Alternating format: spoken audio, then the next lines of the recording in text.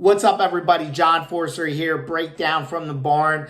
I'm excited. Wrestling is back. Most people take their 3-year-old daughter to do some princess stuff on the weekends. Not me. I bring mine to Jersey Mike's Arena. We got the cotton candy cone. We got the Rutgers teddy bear. We were set. We were ready to go. Rutgers Wrestling was ready to go. 3-0 on the day. Beat Cleveland State, beat NJCU, and beat Binghamton.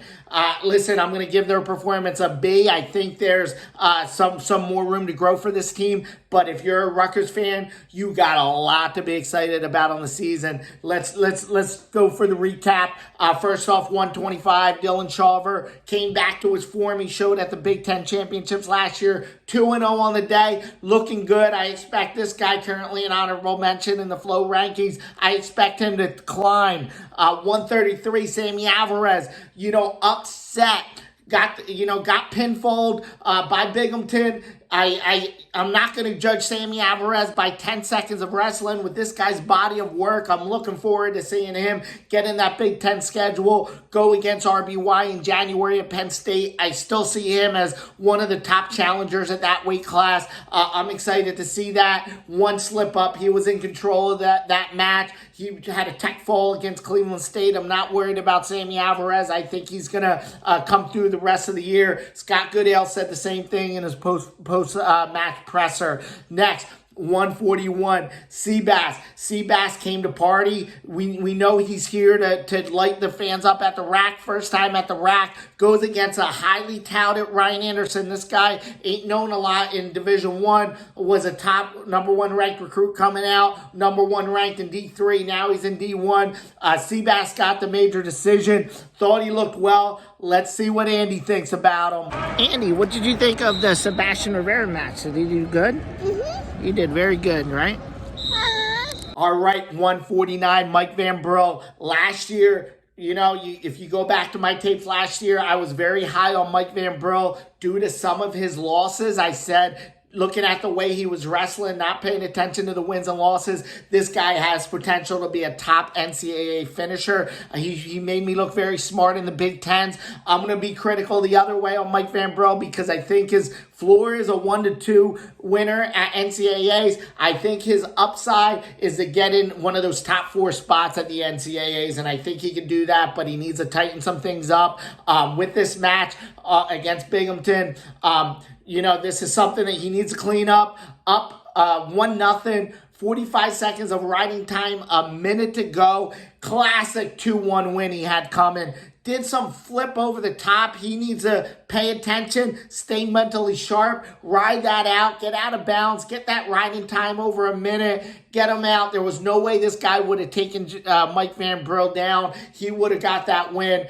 Took it out in regulation. He got it done in overtime, got the takedown in overtime. Props to him. But in order for him to make that jump, get to that next level at 149, I think he needs to look at that match, tighten things up. 157, Rob Kennard. Rob Kennard looked good. He is, did not get a chance to perform in the postseason. That was very disappointing. He's off to a 2-0 start. He's ready to roll in 2021. 165, Andy Clark, we talked about on the pregame show. This was an important week for Rutgers. We need to see how they fill in at 165. He does not have the body of work everybody else has. He's the most inexperienced guy in the lineup. I think what you saw from Andy Clark on Sunday was you saw potential.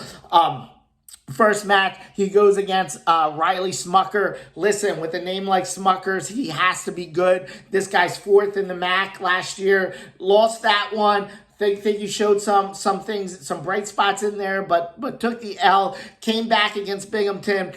Strong on top, tough on top, strong riding, got the turn. Needs a little work on bottom. I would have him go against Jackson Turley. 2 minutes at the end of each practice. Get his bottom game up. I think this guy's going to be somebody to make waves at the end of the year. I'm excited to see how he develops. 174, smart move by the coaching staff. Jackson Turley, we just got the arena renamed. We do not need Jackson Turley out there right now because this place, the fans are going to cause havoc.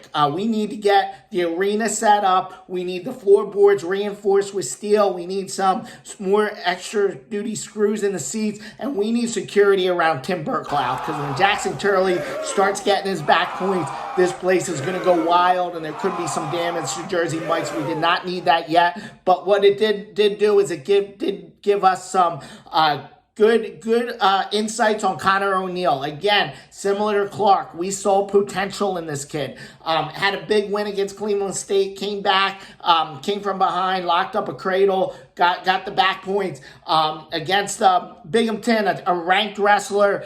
Showed some promise there. Close match. Freshman. I like to see how this kid develops over the next year or two. We got a good future there.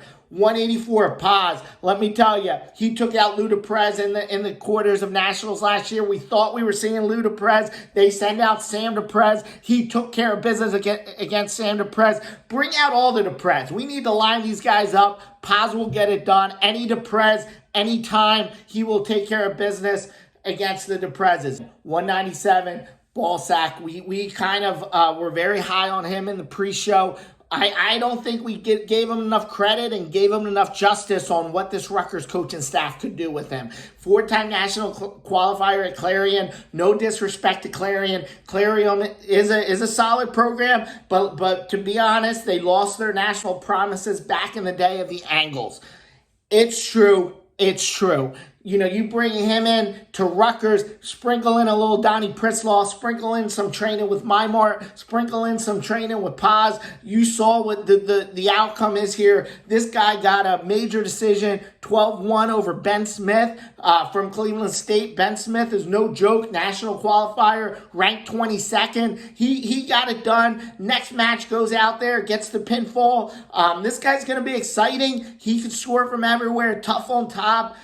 Tough on bottom, good on his feet. I think this guy is gonna be a contender. My suggestion here, let's get Motives Mike in there. Get his deadlift up a little bit. I think that's what he needs to compete at 197, and he could go against anybody. Then let's go to heavyweight. Listen, we don't got one of these 2-1 winners at heavyweight. Stall the rest of the match.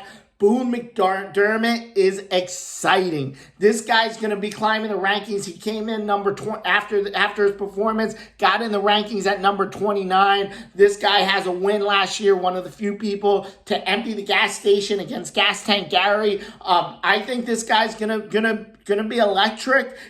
I'm excited to see this heavyweight crop up at the top. You got some big guns up there. He's going to be electric. I think he's going to climb the poles. He has the throws. He has the mullet. He has the personality. I think Boone McDermott's going to be someone we're going to keep an eye on. We're going to love watching him. Listen, guys, you hardcore fans, pay attention to these unattached wrestlers too. This is the future. East Stroudsburg, 20. Always a grinder. I know back 1997, John Mark Bentley, Appalachian State head coach, took me out in the finals, but Nicolo Colucci and Joey Oliveira, they were not denied. They took home the gold. Excited for those guys. Excited to see what they can do in the next couple years. Rutgers Wrestling is back. Breakdown from the Barn is back. Be sure to follow on Spotify, YouTube, anywhere you get your podcast. We'll have more analysis. Let's go and relentless pursuit.